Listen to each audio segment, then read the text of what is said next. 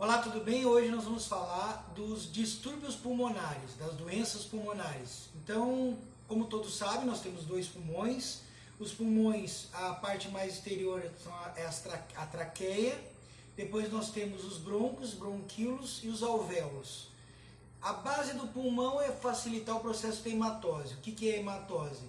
É a troca do oxigênio e o CO2 através das hemácias. Então o pulmão, quando a gente inspira, a gente absorve o oxigênio que está no ar, a hemácia ela captura esse oxigênio e leva para toda a circulação. Em contrapartida, hemácias entrando pelo sangue venoso, chegam até o pulmão e descarregam o CO2 para que a gente possa expirar. Então essa é a base do funcionamento pulmonar. E aí no pulmão nós podemos ter duas patologias, as restritivas e as obstrutivas. O que são as patologias restritivas? É quando eu restringo, o nome já está dizendo, eu restringo a entrada de ar dentro dos meus pulmões. Um exemplo básico é a miastenia graves, é o pneumotórax, são as alterações principalmente na musculatura da nossa árvore brônquica, na musculatura pulmonar, melhor dizendo, e aí eu tenho um prejuízo, uma restrição da entrada de oxigênio nos tecidos, na entrada de ar no meu pulmão. Então essas são as clássicas, as patologias restritivas. As obstrutivas, eu já estou dizendo o próprio nome, eu tenho uma obstrução na entrada do ar. Pode ser causada basicamente pela DPOC. O que é a DPOC? Doença pulmonar obstrutiva crônica. Alguns falam distúrbio pulmonar obstrutivo crônico, outros falam distúrbio broncopulmonar obstrutivo crônico. É a mesma coisa. Então eu tenho uma obstrução e ela é crônica. A DPOC é uma das maiores patologias pulmonares que mais acomete os brasileiros, por exemplo. Depois nós temos o efizema pulmonar. A principal causa do efizema pulmonar é o uso do cigarro, tabaco. Então, o efizema, basicamente, é uma perda da arquitetura alveolar. Os alvéolos, eles expandem e toda a estrutura interna dos alvéolos ela é quebrada, ela é fracionada. Então, o paciente ele puxa o ar e não consegue oxigenar os tecidos. Esse paciente fica cianótico, fica com o rosto azulado, mostrando que a oxigenação está pouca. E, basicamente, é uma perda da arquitetura alveolar. O efizema. Quem causa? Normalmente o tabaco, aquele fumante de longos anos. O DPOC, como nós falamos, está enquadrado no DPOC a bronquite. Tanto a bronquite crônica, como que se enquadra também a bronquite asmática. E aí eu tenho a patologia isolada, que é a asma. Então a bronquite normalmente está associado com a asma. O que é a bronquite? Então eu tenho a inflamação na estrutura bronquioalveolar e essa inflamação ela gera muco e esse muco ele obstrui principalmente a árvore brônquica e aí o paciente apresenta na bronquite o sibilo, que é o chiado característico na bronquite e muito comum na bronquite asmática, principalmente em crianças. A criança você observa que ela está com aquela tosse, a tosse ela pode ser produtiva, aquela tosse com expectorado, ela é clássica na bronquite, principalmente na bronquite asmática. Por quê? Porque eu tenho alergenos que entram na minha estrutura broncoalveolar, entram no meu pulmão, e esse alergeno ele irrita. E aí ele mobiliza os eosinófilos, eu tenho uma reação alérgica, eu tenho uma reação inflamatória também, e eu tenho uma reação do pulmão que é produzir muco. E esse muco acaba causando problemas em toda a minha árvore brônquica. E um desses problemas é a tosse, que é uma tentativa do pulmão de expelir esse muco, e também o sibilo, que é o chiado. O paciente sente forte dor no peito também, e no efizema eu já tenho uma tosse seca, eu já tenho uma dispneia intensa, o paciente tem dificuldade para respirar. Além dessas patologias, nós falamos do pneumotórax. O pneumotórax nada mais é que a abertura, a entrada de ar na estrutura pulmonar. Pode ser por um tiro, uma facada, pode ser por uma explosão, onde o impacto da explosão rompe a minha estrutura íntegra do pulmão. E aí eu tenho a entrada de ar externa dentro do pulmão, causando pneumotórax. O pneumotórax não tratado pode causar um desvio no mediastino e esse paciente pode ir, inclusive, a óbito se não for tratado rapidamente. Então, pneumotórax é uma doença muito grave.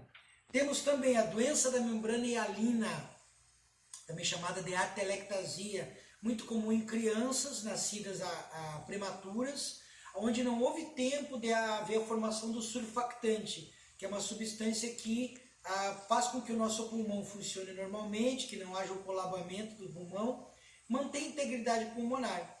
Como essa criança nasceu prematura, o surfactante ainda não foi formado devidamente, e aí essa criança nasce com insuficiência respiratória.